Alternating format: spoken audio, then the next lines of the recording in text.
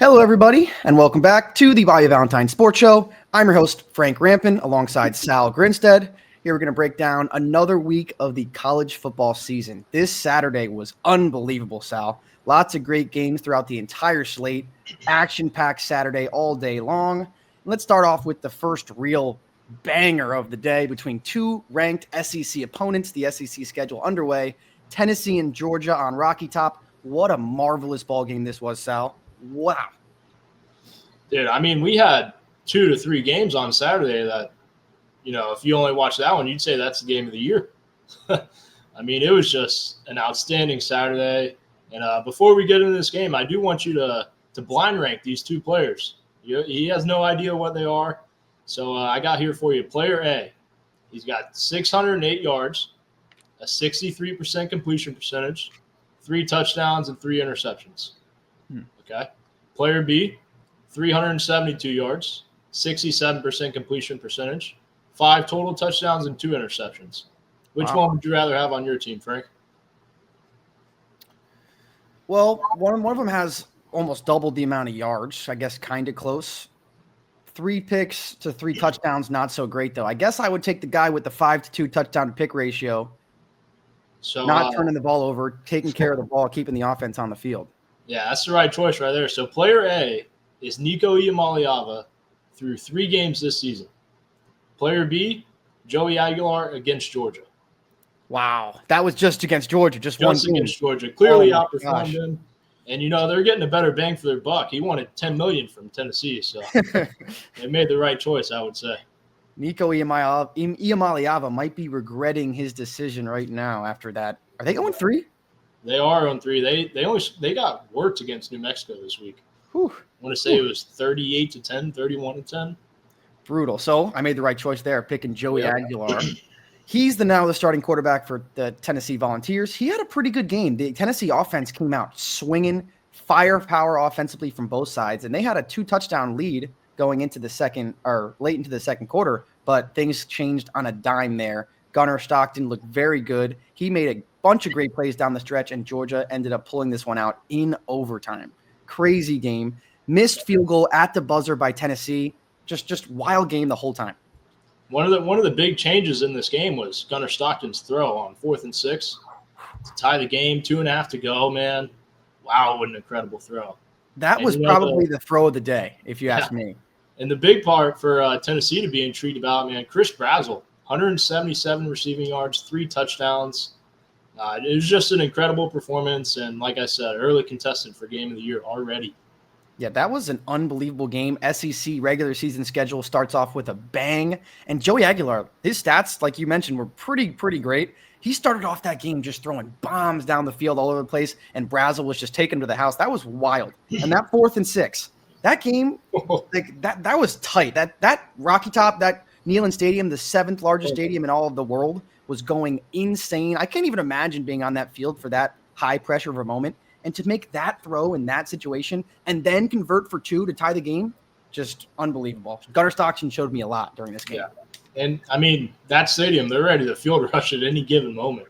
It's just such a tough environment to go into. And, there's a lot of criticism about Stockton coming into this week. Is he really the guy? Can he really lead them to a championship? And we saw him go into such a tough environment and just really, take over the game and do what he had to do to win. I mean, 23 of 31, 304 yards, 3 touchdowns. I mean, you can't ask for much more from your star quarterback. Definitely not. And his first really true road game, because he hasn't really played in the SEC schedule on the road yet. He only played at the end of last season. So very impressive stuff from him. And for the first time in what seems like almost 10 years, Georgia seems to be pretty underrated. Not a lot of under the radar Georgia is right now so far through 3 weeks. Which is shocking, I thought coming into the year Stockton was the guy. I thought he looked better than Beck last year. He came into the SEC championship last year, played well.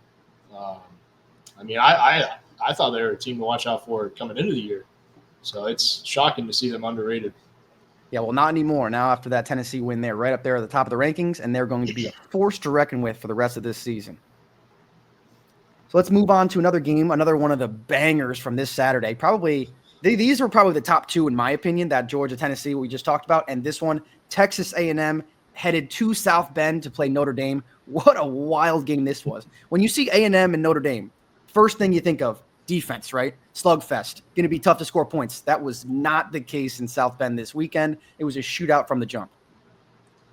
This is two defensive-minded head coaches, and it was a shootout from the tip. I mean, it was crazy. This was right here Texas A&M's first win versus a ranked opponent on the road since 2014 when they beat number 3 Auburn. Shocking. You think of them as clearly one of the premier programs in the league, but they fought and clawed all game, and now they can head into the bye week at a 3-0, and then they start their SEC schedule with Auburn.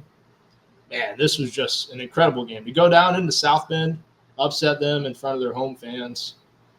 Man, that missed extra point. Oh, my gosh. And now Notre Dame 0-2 after making the college football playoff championship game and coming off a bye. Crazy scenes for the Irish to start off the season. And you mentioned that botched extra point. C.J. Carr led the Irish down to score the go-ahead touchdown with, 2.5 minutes left? Yep. And the backup quarterback, the holder, literally just dropped it. Like, perfect snap, right in the hands, just dropped it. Had to try to desperation attempt to go for 2. That did not happen. And Marcel Reed had about 2.5 minutes to go down the field, down by 6, and win a ball game on the road, and that's exactly what he did. Man, their play on 4th and goal. Get your big tight end one-on-one. Oh, my God, dude. I jumped out of my chair. Me too. It was incredible, and it almost looked like A&M was going to botch the extra point too. It did. That they were thinking about it. But let's talk about that sequence right before the 4th and goal that they converted. Marcel Reed got the A&M offense inside the 5-yard line. They got 3 penalties in a row, 3 false starts in a row to push them outside the 10-yard line. 4th and goal from, I think it was the 12-yard line. Great play from Marcel Reed to extend the play as he was rolling left. Great pass to the tight end, and they made the extra point to win that game by 1. So 41-41 in that one, or 41-40 in that one, and 44-41 in the Georgia-Tennessee game. So just 2 absolute bangers. And this Saturday was like the first Saturday of college football season where I was like, holy shit, like banger, change the channel, another close game coming down to the wire, just nonstop action this Saturday. You almost didn't have enough TVs to be able to watch all the amazing games going on. This was Notre Dame's second time starting 0-2 under Marcus Freeman. And, we talked about it beforehand. It's going to be tough for them to control their own destiny and get in the playoff. They don't really have that strength of schedule that can carry them. There's going to be a discussion, a 10-2 Notre Dame team with their best win probably being USC versus, a 9-3 SEC team with a few top 25 victories. So, we really got to see what it comes down to at the end of the year, obviously, but just a gutsy performance by this Texas A&M team. Yeah, and like you said, Sal, that could be it for Notre Dame. Like, their season could be over 3 weeks in. 0-2 start. Like, them not being in a conference is really going to hurt them this year. Yeah. It obviously can help and hurt them every year coming in, but you don't win your 2 big games to start the year, it puts you in a hole. So like last year, Notre Dame, they did win those 2 big games to start the year. They lost to Northern Illinois, like everyone remembers, but it was not enough to knock them out. They still had the 2 big wins. Yep. They don't have the 2 big wins this year. The only other option they're going to have for it is USC, like you mentioned, in about a month or so. Yep. So we'll see what happens with Notre Dame, but Marcus Freeman and the Fighting Irish might be missing the college football playoff after almost winning the Natty. So let's go into another one now. We'll go a little bit back earlier in the day for Clemson, Georgia Tech. We talked about it going into last week. This was going to be a tough test for the Tigers, for Clemson. They had not looked so great going into this game, and they didn't look great again, and they got upset on the road by the Ramblin' Wreck. Yeah, we talked about it. This Georgia Tech team, they're not a team to mess around with. And, they talk about it coming into the year. They don't consider themselves an underdog anymore. They expect to win these football games. And, boy, did they come out and show that they were the more physical and better team. This was – I hate to use the underdog word again, but this was their 11th win as an underdog since 2022, which is the most in FBS. And that's just an absurd amount. Haynes King, he absolutely controlled the game. 25 carries, 103 yards, touchdown. Aiden Burr with a career-long 55-yarder with time expiring to win this game. It was just an incredible performance. They gave the home fans what they wanted. Field storming early on a Saturday afternoon in Atlanta in Georgia.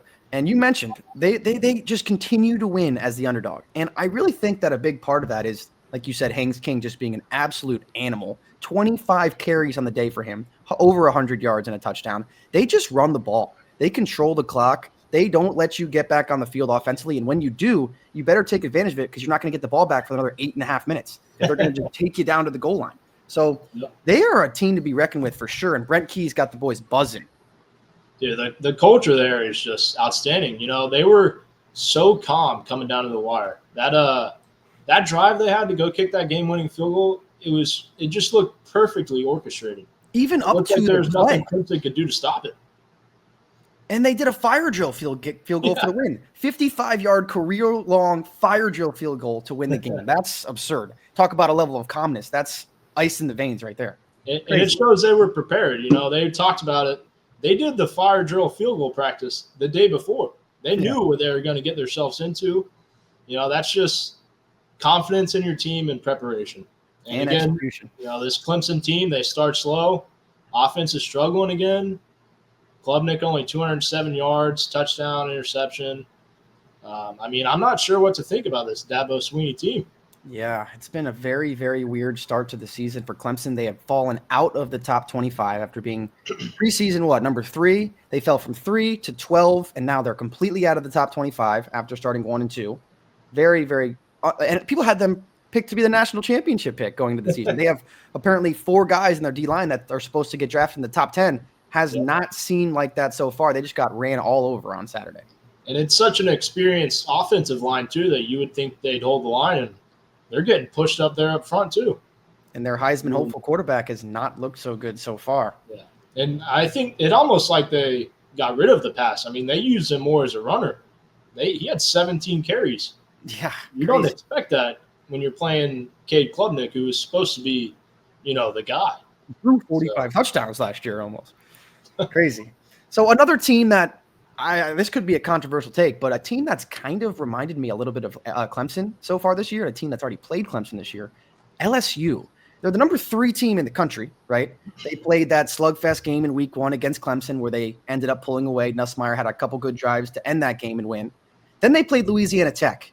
Little shakiness from the offense. They didn't really handle them like everyone expected them to. They only won, I think it was like 28-6 in that game, which sure, a comfortable win, but Louisiana Tech, you're expected to beat them by a lot. And then this weekend, Florida comes into town, and DJ Lagway threw 5 interceptions in this game, one of them being a pick 6, but they only won the game 20-10. 13 offensive points for this LSU team. So a little bit of shakiness on the offensive side, but don't tell Brian Kelly that. He'll get pissed. Yeah, I saw that interview too, saying they couldn't run the ball. Are they wrong, though? They're run right. the ball either. I mean, yeah, again, another slow start for this LSU offense.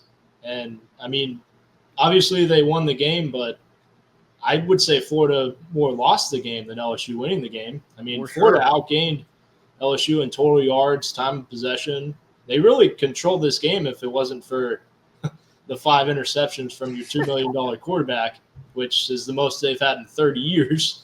And they were bad too. I mean, they were double, triple coverage, trying to throw the ball away, not getting into the sideline. I mean, it was bad football, bad offense going on.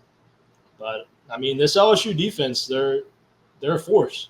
If they can get Nussmeier in a groove and get this offense rolling, they can go toe to toe with any team in the country. But the way their offense is going right now, they're gonna have their work cut out for them as we get into the heart of the SEC. Yeah, they've played in some close games so far, but like you said, that defense looks very, very good. They held Clemson to what? I think it was 13 points in total against Clemson. They only held Louisiana Tech to 6, and then obviously 10 against Florida in this game. So the defense looks very, very good. Top of the SEC good. But Nussmeier, we expected him to be a Heisman candidate like Klubnik. That offense needs to get going, but when it does, or if it does, LSU could be a very, very, very tough team to get out here.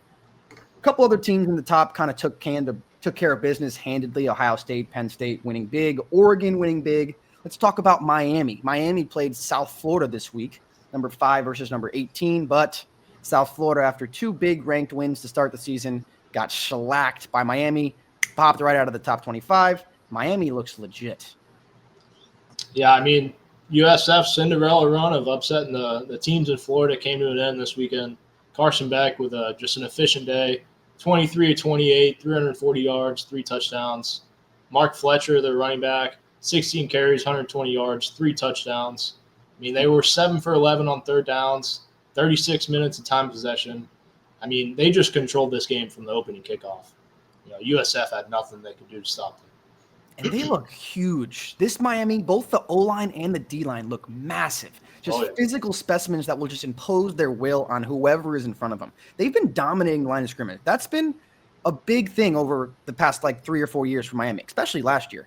They had, obviously, Cam Ward, who was the Heisman hopeful runner-up. Their defense was terrible last year. They didn't win on the line of scrimmage really on either sides of the ball. But Cam Ward was really the reason that they were almost a college football playoff team last year. This year, they look like a complete ball club.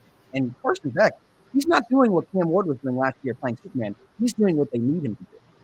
It's already 2 big wins for this Miami team, too. I mean, they played that Notre Dame Catholics Comics game. Defense looked great that game, too. So, it's always great to start your season with 2 ranked wins through your first 3-4 games. So, there's a lot to look out for in this Miami Hurricanes team. Very impressed by Miami so far. And is Florida back? Miami, Florida State, are they back? Are we good? Are they going to be good again? Well, I think Florida's starting to fall off. Yeah. Okay. I think USF might be taking their place, even though they got shellacked this weekend. Hey, like we said last week, just one big season for a team like USF. They could take some recruits away from Florida or Miami or FSU, but it doesn't seem to be the case so far this year with Florida State and Miami looking unbelievable. We saw it with UCF a few years ago. Yeah, the national champions. They got back this year, so you never know what they could start doing in the recruiting in Florida. Let's talk about another big SEC matchup this weekend. Vanderbilt went into South Carolina and just destroyed the Gamecocks. Lenora Sellers left this game with an injury, took a high hit to the head. I believe it was a concussion protocol he was in. Vanderbilt and Diego Pavia, though, dominated this game even when Sellers was playing. So this Vandy team looked unbelievable, and they're in the top 25 now. I believe they're 20th now. Yeah, so this was Vandy's first road win versus a ranked opponent in the SEC since 2007. Wow. And prior to this meeting with South Carolina, they lost 16 straight against the Gamecocks. And, they dominated them. It was dominating fashion. Even with Sellers in the game, this defense for Vanderbilt, it looked like South Carolina couldn't move the ball. I mean, they forced 4 turnovers, and 3 of them came in the fourth quarter, which is, the pivotal point of the game. And this Vanderbilt team, man, they're not the Commodores that we remember growing up. This is a whole different team, different culture. This Diego Pavia guy, I don't know how many years of college football he's played, but this dude has the moxie. He's got something about him. He say, Vanderbilt, we don't want to win games. We want to win the national championship. We want to get to the college football playoff. And So far, so good. And on College Game Day on Saturday, it was obviously in Knoxville for that Georgia-Tennessee game. They kept chanting "little brother" for Vandy. I don't know how much of a little brother they are anymore. I wouldn't look to them as a little brother. I mean, they got overlooked last year, and they had a bunch of big upset wins. And they're starting the year off already with upset wins and going on the road to a South Carolina environment, which is always tough. And it looked like they were playing, a group of 5 team. They just it really did. Bigger, stronger, better. South Carolina, huge hopes coming into the year and just have really underperformed. Even their wins before, their offense didn't look great. So we'll see what they can get into the rest of the year. They were kind of getting bailed out by Beamer ball. They were just returning punts to the house for the first 2 weeks, and they didn't get one this week, and they only scored 7 points. I'm not sure how long Sellers will be out, but him being gone certainly doesn't help this offense that's already struggling. Is he officially going to miss a week? Is that came out yet? So I tried to do some research on it. There's not really a say on how long he will be out, but it is a concussion. So yeah, it's not like the NFL. They have They're another not big required. matchup this weekend. They play Missouri, so they would love to have him for that one. For sure. And it's not like the NFL. They're not required to report their injury. They can just kind of, hey, game time decision. All right, let's talk about the preseason number 1 team in the country now. Dropped down to 7 in the rankings, and I believe dropped again in this new week. The Texas Longhorns. They beat UTEP 27-10. Offense, again, though, did not look so good. Arch ran a couple touchdowns in, but the passing game has not came to fruition like we thought in the preseason. Man, I don't want to say it's his fault. There's so much preseason hype on him that he's obviously not living up to it. But he didn't ask for that preseason hype. The last name did. So, I mean, he's playing, average to decently good, but obviously not what anybody expected coming into the year. Man, they're going to have their work cut out for them. They finished the year at Texas A&M. They play an LSU team. They play Florida in a few weeks, and those are all top-tier defenses. If they don't get it figured out, they could see an 8-4, 9-3 season. Yeah, this has been a very weird start to the season for the Longhorns. And like you said, because his name is Arch Manning, he's supposed to be the best quarterback that's ever played for Texas, right? There's a guy named Vince Young. Don't remember. Yeah, right. But Texas, national champion. Yeah, I mean, obviously with the Manning last name, a lot is going to come with that. He's been at the Manning Passing Academy since he was old enough to walk. But, I mean, he only played in 2 games last year, right? 2 starts he made. He played in, 5? But he really would come in to run the ball, have a quick little read option play where he'd run down the sideline, something like that. So this is his real first time running a big-time SEC offense. So once he gets his footing going, I feel like he'll be a little bit better. But like you said, it's only going to get harder. Like he just played UTEP. They scored 27 points against UTEP. Like he struggled too. He threw another pick in the end zone. Yeah, he's making bad decisions in the red zone, it seems like, in the past couple weeks against lesser opponents. The red zone and third downs, that's where you win ball games. You struggle there, you're not going to win very many ball games against good teams. I completely agree. We'll see if the Longhorns can figure this out. I hope Arch does, but so far, not so good for Arch Manning and the Longhorns. Another team that had a little bit of a struggle, unexpected struggle this week was Iowa State. Rocco Beck went on the road to go play Arkansas State this week, and it was a weird game. I kept checking back at the score, and I was like, they haven't pulled away yet. Like, what's going on here? The Iowa State team has looked very good, and I knew you mentioned it when we were talking on Saturday. Big game, Cy-Hawk Bowl last Saturday. Big win at home, but maybe a little bit of a letdown game next week. What do you think about Iowa State and Rocco Beck so far?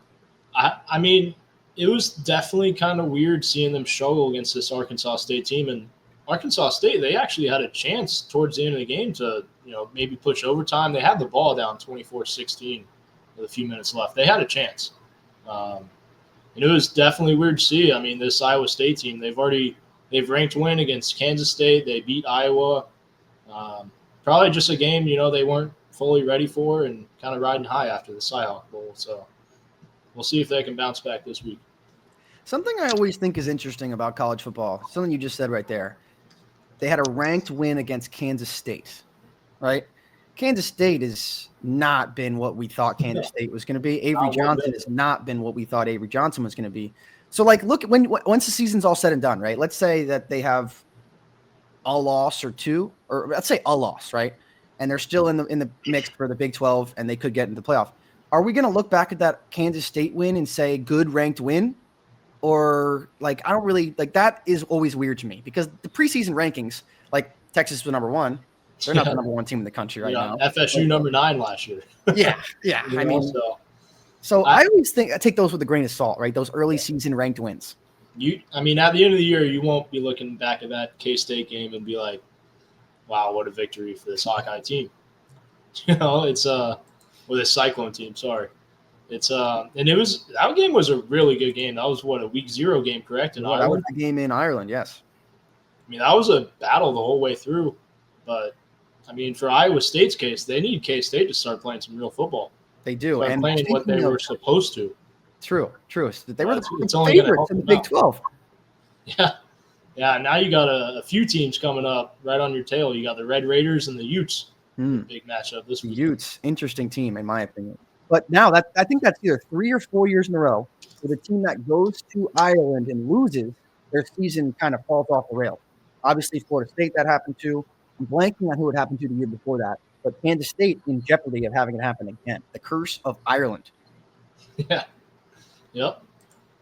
So we'll see how both teams bounce back this week.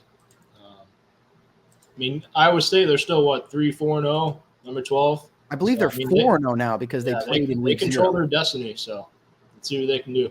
Yes, they do. Another good game from this Saturday that was full of them. Another SEC battle, Ole Miss, Arkansas. This was a interesting game. Austin Simmons for Ole Miss, the southpaw quarterback, he was banged up in this game. The backup, Trinidad, forgetting his last name, but he was an absolute beast in this game. Yeah. And Arkansas was hanging around the whole time with Tylen Green. Unbelievable game this was. Only a touchdown win for the Ole Miss Rebels in this ball game. Yeah, another shootout and another great game to watch on College Football Saturday. 41-35 victory for this Ole Miss Rebels team. Tylen Green gave them all they could handle on defense. He's such a versatile dual threat quarterback that you have to run a spy every play, which gives you a one-on-one option on the outside or through the middle. This is an Arkansas team that's going to battle with everybody they play this year. I remember they played Oklahoma State last year, and Tylen Green had over 100 rush yards. I mean, he's a beast. And Ole Miss, they don't play defense. They like to score with anybody. So yes, they do. It's definitely a Lane Kiffin victory right there. For sure. And Lane Kiffin, animated as ever on the sideline, doing he was like pulling the seatbelt on. He was throwing lobs, like he was putting the hoop out for the ref to shoot a ball in. Lane Kiffin having his normal antics as always. Always fun to watch over there, that Ole Miss offense. So, Sal, any other games you want to touch on from this past week, or you want to dive into some matchups for the next week? I do want to just touch briefly on this Houston-Colorado game. I want to say that was Thursday or Friday night. Connor Wegman for Houston. Man, he's I want to say transfer from Texas A&M. Yep. He's a beast, dude. They're using him on the ground. I don't know what's going on in Colorado, but they can't tackle. They can't catch the ball. I honestly thought Ryan Staub, the quarterback, played pretty well. It just drops all across the field. Obviously, it was a rainy game there in Houston, but this Houston team is 3-0, and they might be the surprise like Arizona State last year in the Big 12.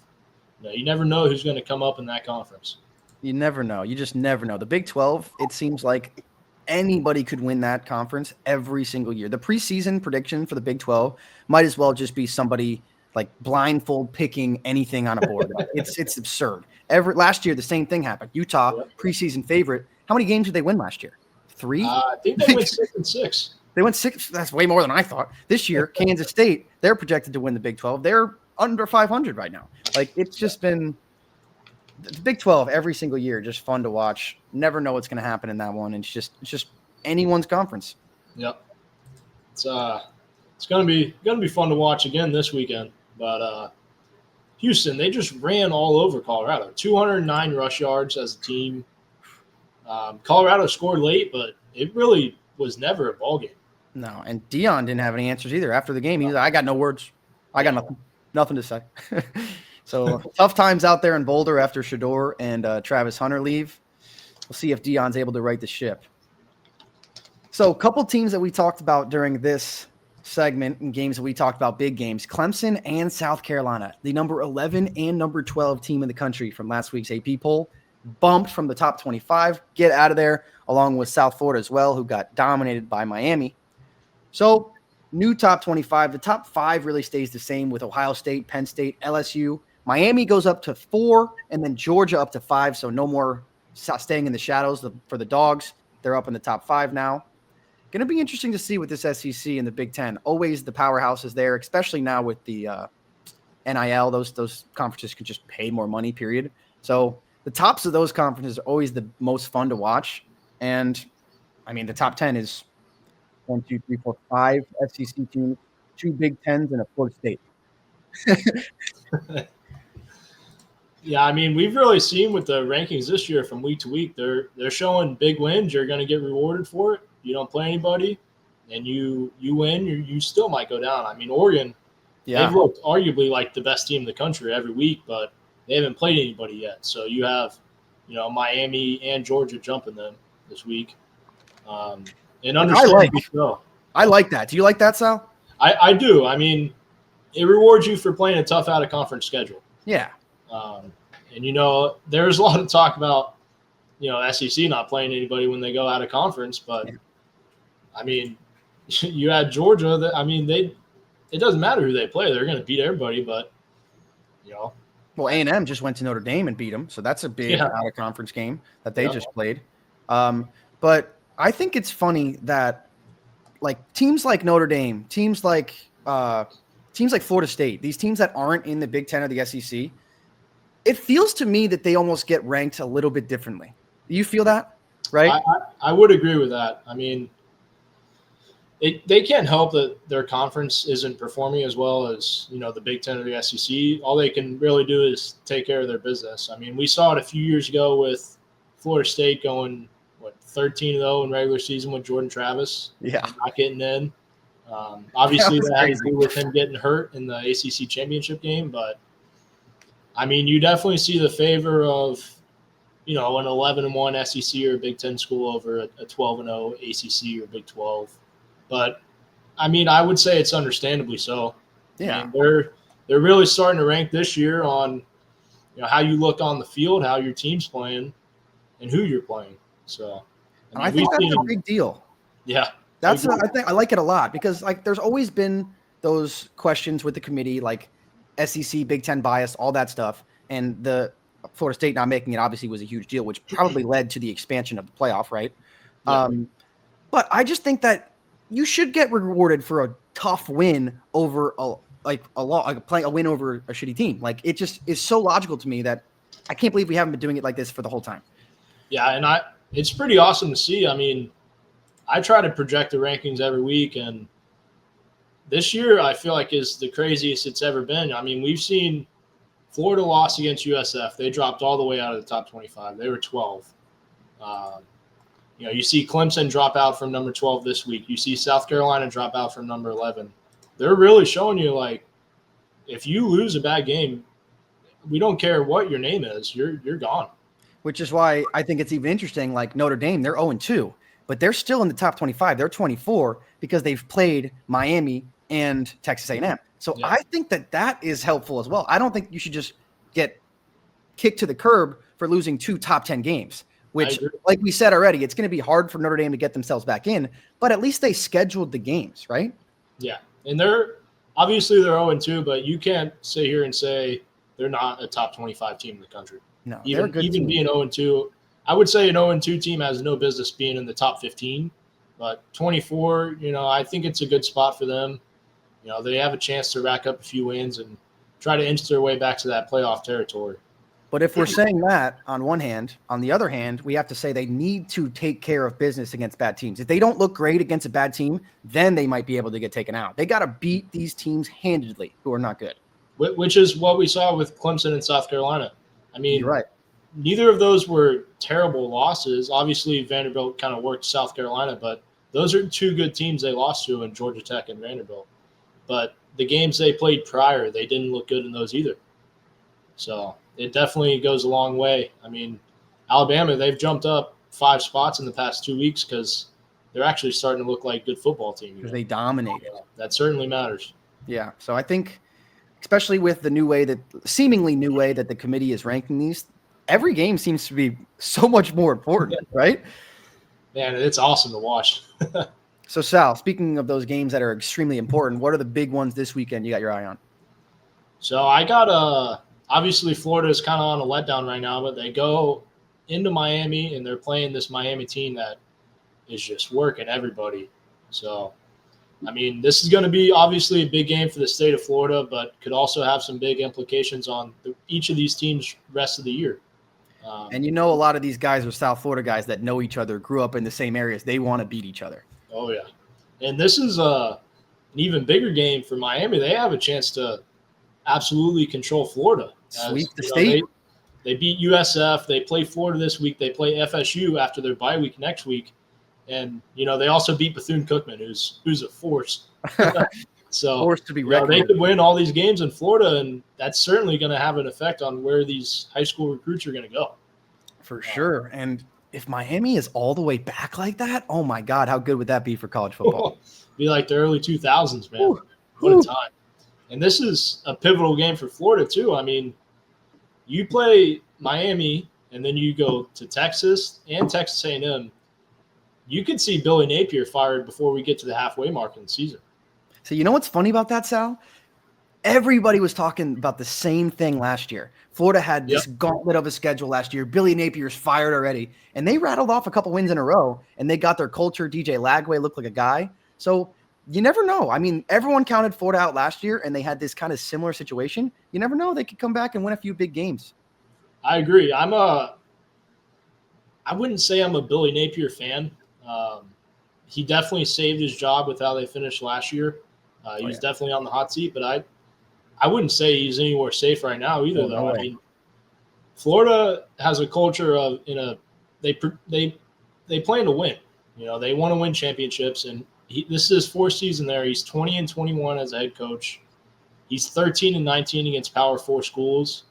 I mean, that means 7 of his 20 wins are coming against FCS or Group of 5 teams. That's just not going to cut it in the SEC. That's not going to cut it in Gainesville. So Not at all. You know what they say down there? They won't back down, right? yeah, They're backing down so far. oh man. Another big game I think we should keep our eye on this weekend. Potentially a preview of the Big 12 championship game. This is Texas Tech at Utah. This is 2 teams that have started the year outstanding, but it's 2 teams that one of them is going to have to give. I mean, Texas Tech is scoring an absurd amount of points and just beating down on everybody.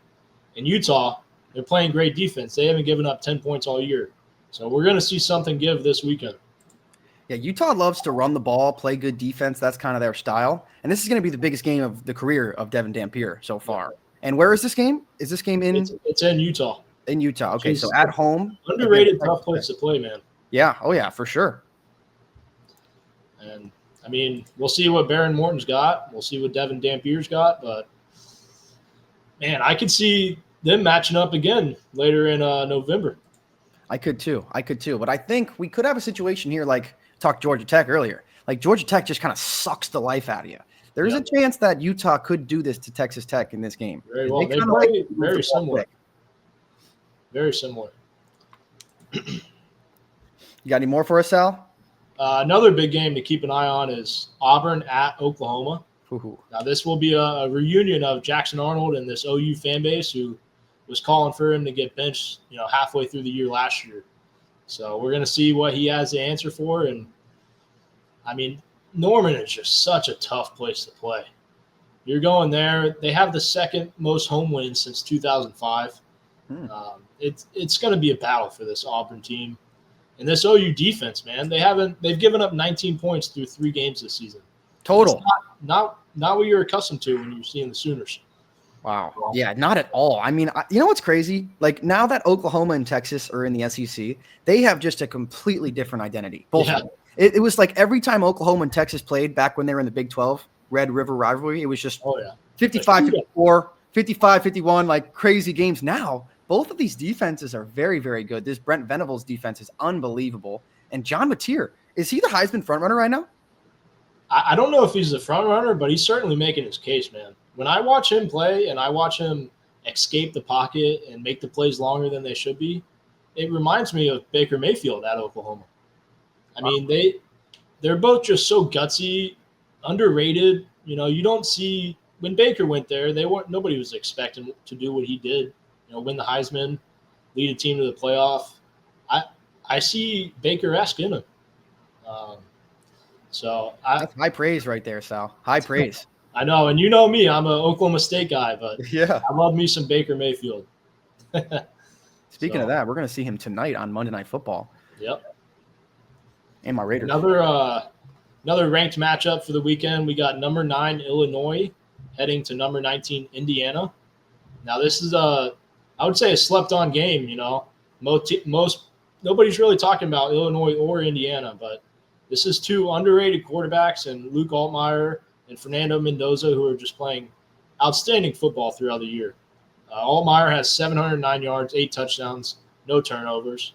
Mendoza has 798 yards, 9 touchdowns, no turnovers. So this is really just an underrated matchup of 2 great quarterbacks going at it and 2 coaches who are just continuing to win in the Big Ten. Kurt Cignetti now at Indiana. Indiana has not lost at home under Kurt Cignetti. Obviously only, 6 games in total, but have not lost at home yet. And they dropped 73 last week. So offense looking good to come into this one. big game in the Big Ten here between Indiana and Illinois, the I schools out there in the Midwest.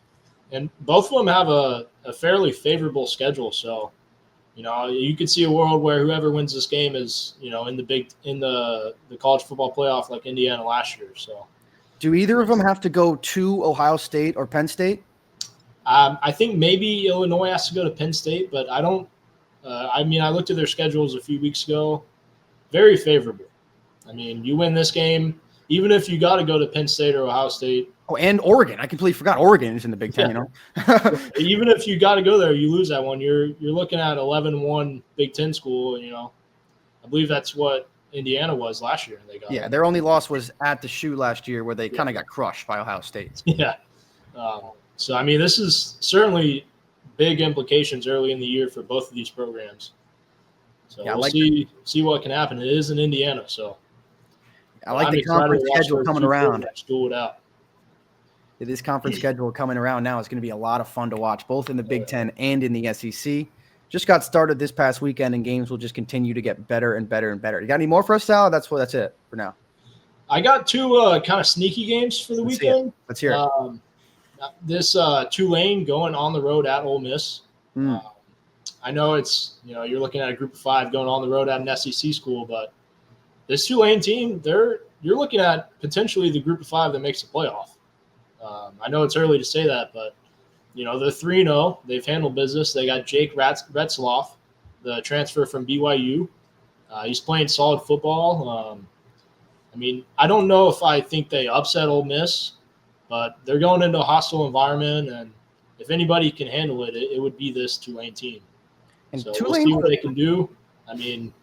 We'll see if Austin Simmons is back this weekend, but even if he's not, the other quarterback he played well too. So, and then the last game I got to keep an eye on for this weekend is SMU at TCU. This TCU's 2-0, obviously the big win they had week 1 against UNC. SMU's trying to bounce back and make themselves a case to get back to the playoff. There's 2 great quarterbacks in Josh Hoover and Kevin Jennings. I expect an absolute shootout in this game and what may be the most exciting game of the noon window. So those teams are still Big 12 teams, right? They still play in very little defense, huh? Oh, yeah. That could be a 55-51 like we were talking about Texas, Oklahoma back in the day. You can see some kick returns. You're going to see a lot of touchdowns in that game. I can guarantee it. It is at TCU as well, so tough place to play for the Horned Frogs. Tough place. I want to say one thing about that Tulane Ole Miss game real quick. We know Jake Retzloff. He can score the rock. Like he's a good quarterback. Let's not forget that last year he almost led the BYU team to the college football playoff. They were about 1 game away. They lost a heartbreaker late in the year. I can't remember who it was. Maybe was it Utah beat them? I think they lost the heartbreaker at home. Was it Arizona State? It might have been Arizona State. Was it? I'm forgetting. But they lost a massive game at the end of the year that if they won, they probably would have been in the college football playoff. So now Retzloff at Tulane, they can score. They're going to be a tough out. Huge transfer pickup for that Tulane team. BYU wanted him back. Obviously, he got suspended the first 6 games of the year. I don't think we're going to talk about why. That was an interesting situation there. Yeah, he tried to stay in the Big 12 too. I know he reached out to a few teams, Oklahoma State. What the hell? Pokes didn't want him? I guess not, man. What the hell? Gundy was like, nah. I don't know why we wouldn't. He scored in, I want to say, 15 seconds against us last year to upset us. But yeah, a lot of huge games to watch this weekend. Definitely a little bit of an underrated weekend compared to last, but man, some huge implications early in the year again. And it always happens. The weeks that you don't think are going to have that many good games, those are the ones that always punch you right in the mouth with 5 overtime bangers. Oh, yeah. So that's going to do it for a second episode, College Football Podcast. Hopefully you enjoyed this one. Hopefully you enjoyed the absolute great Saturday we just had and another one coming up. We'll be back next week. Stay tuned. We're going to do an NFL show as well, me and Sal. So hopefully you enjoyed it. For Sal Grinstead, I am Frank Rampin. Tune in next week. Peace out.